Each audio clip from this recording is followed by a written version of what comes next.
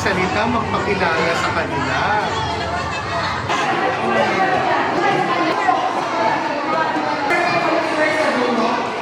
First row.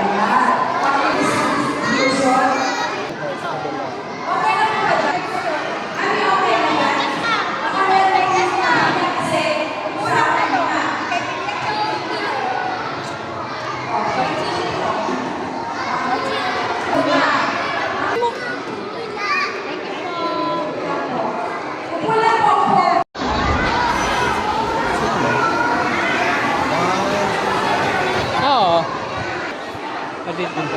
Puro niyo muna yan.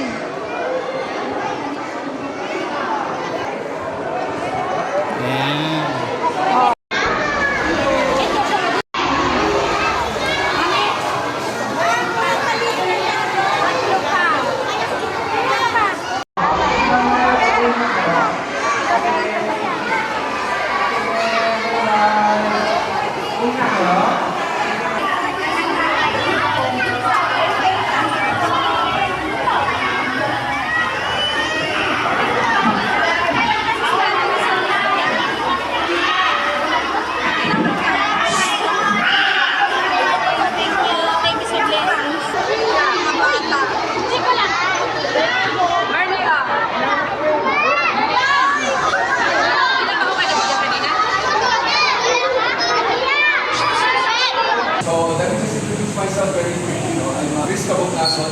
I'm the Chief Distribution Officer of Allianz here in the Philippines. And my role is I am the head salesperson and distributor. Ano ba yung Allianz? Allianz is an insurance company. Okay? And I distribute insurance products.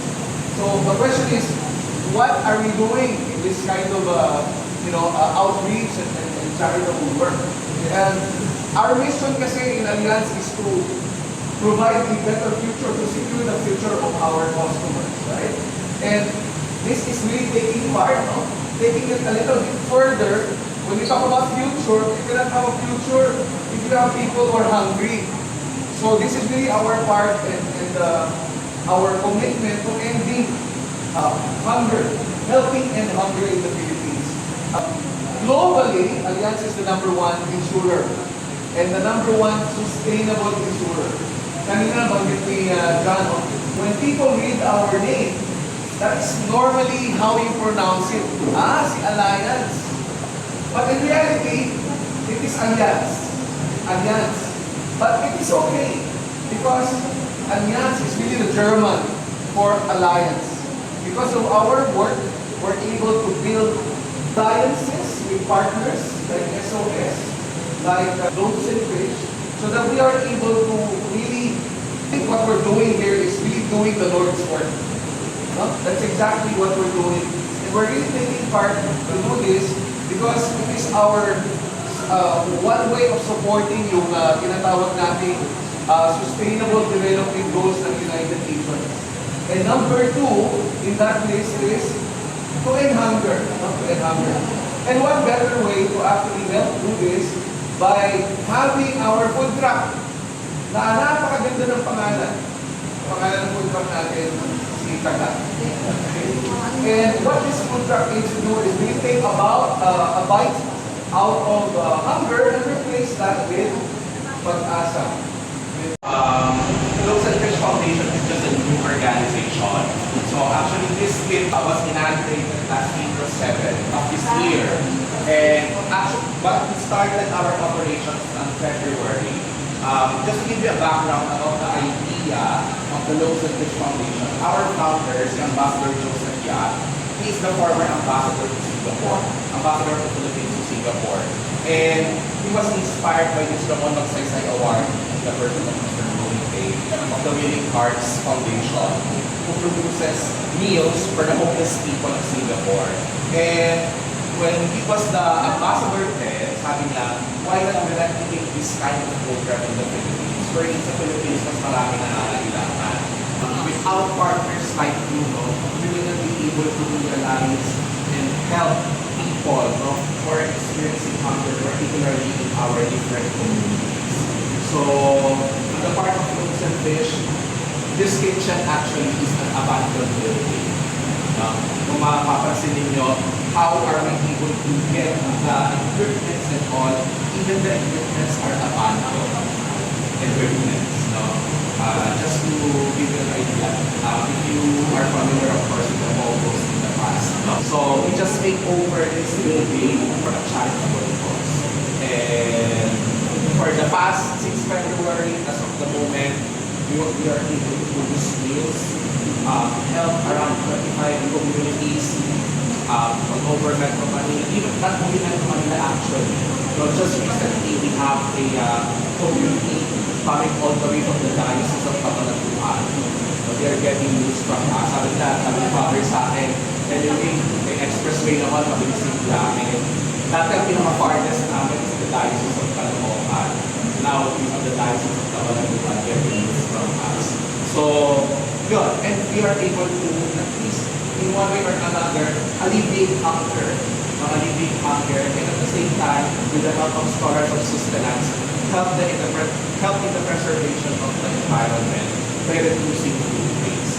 So, by the way, also here in Globes and Fish, kung we are also helping reducing food waste by kasi dito sa Philippines, meron dito parang farm. So all the food scraps and food waste, yung mga peelings and yung mga pinagbalatan ng mga vegetables and all, ay ginagamit nila as fertilizer. And then, may napupuntos naman na, dinodonate nila sa amin dito sa Globes and Fish Foundation. And how do we sustain? It's all volunteer work. No?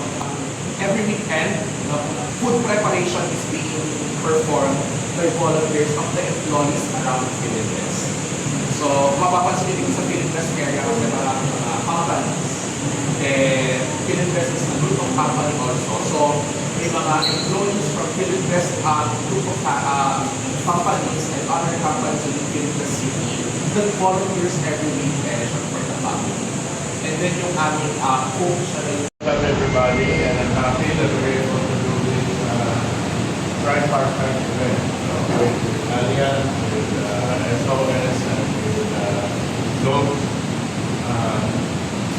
Fish Foundation. So we started in February. So we started with 200 meals a day. So we're now cooking 600 to 1,000 meals a day, depending on how the teacher. So we've operated with mga 25 different charity organizations and NGOs who pick up our food and they distribute it on site to mga needy street people, orphans, and also students to make sure that they have it. So I'm very happy for this event, and we hope we have more events like this in the future. We're happy to cooperate with any organization but as part of their CSR, as part of their outreach program to help. There's so much need for this type of support. So thank you very much. Sila talaga yung everyday rescue heroes na nakatulong namin sa ating zero hunger mission. So, ayun. So, kami mas nakakita rin na experience nyo itong ginagawa natin yung rescue mission program ng SOS. Ito yung pupuli sa so, ito, together with our corporate sponsors, kahit isa man individual sponsors, ginagawa natin na nagkasama-sama tayo sa mga kusina ng ating mga pupunta. Buffet, so happy hour ganyan. But alam niyo naman dito sa Philippines din, kahit mag-enjoy ka ng buffet, paglabas mo, ang daming nililimos. Makikita mo yung contrast sa bakit ganun. Kaya nagkakaroon tayo ng ganitong mga projects na ginagawa ng paraan. At sir, they work every day on the weekends. Same thing for SOS. So I think very important makuha natin ang essence. Bakit natin ginagawa? So ganito lang talaga. Ang daming resources na hindi nagagamit ng maayos. Let's put it to the good use. So yun ang talaga ang ginagawa. More than the money, the food, even our time coming here to talk about.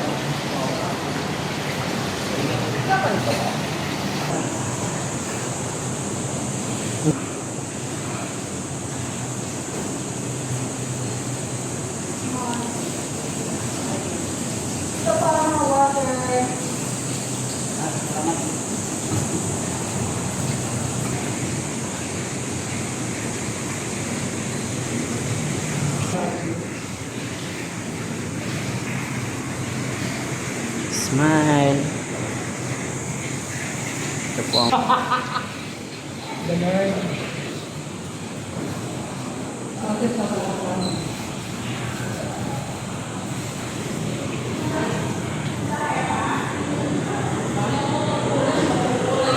Ayan, ganyan na. Pati mo ba?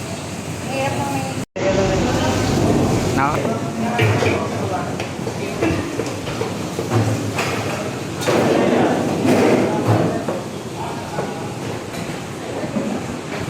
Sino po yung sa team yung magbo-volunteer po sa pag-ibig? Asan na? Andun po'y pumasok na po dito. Okay, kaya naman na ni Ma'am. He will empower everyone. And then Ma'am, pwede po isusunod kayo para yung kaya. Ganun na lang. Ganun na lang gawin natin. Susugod na lang po tayo para po yung... May ano ka ba?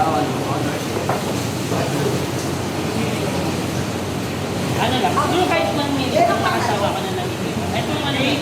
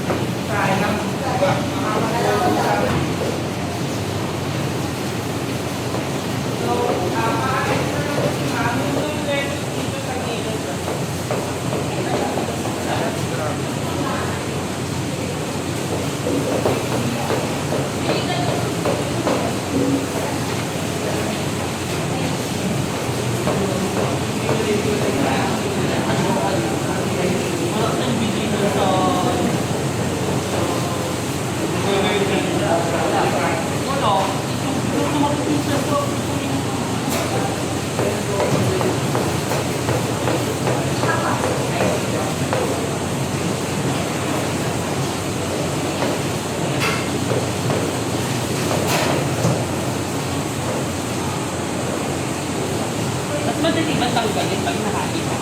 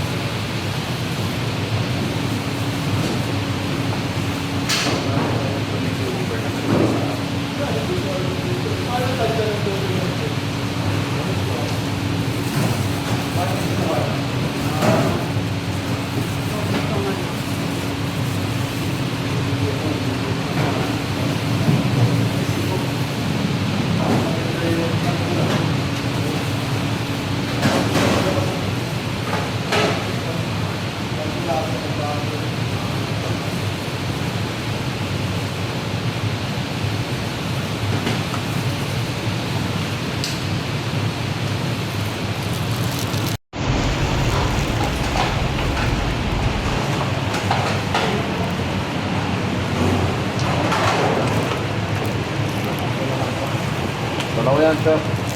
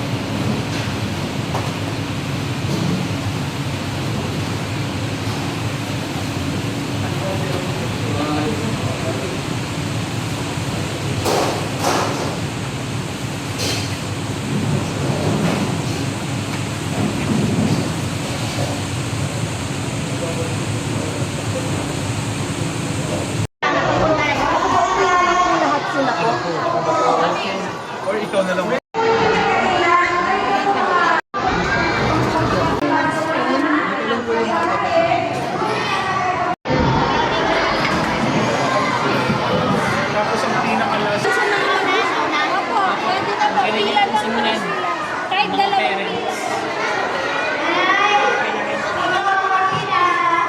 Kailangan mga nanay.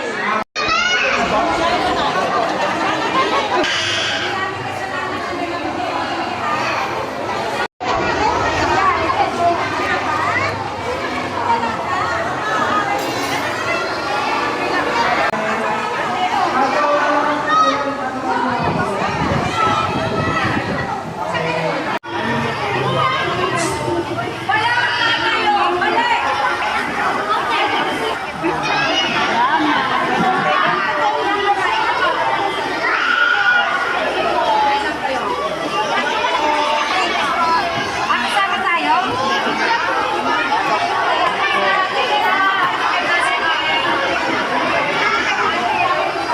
Kandidato talaga si JL. Tama na!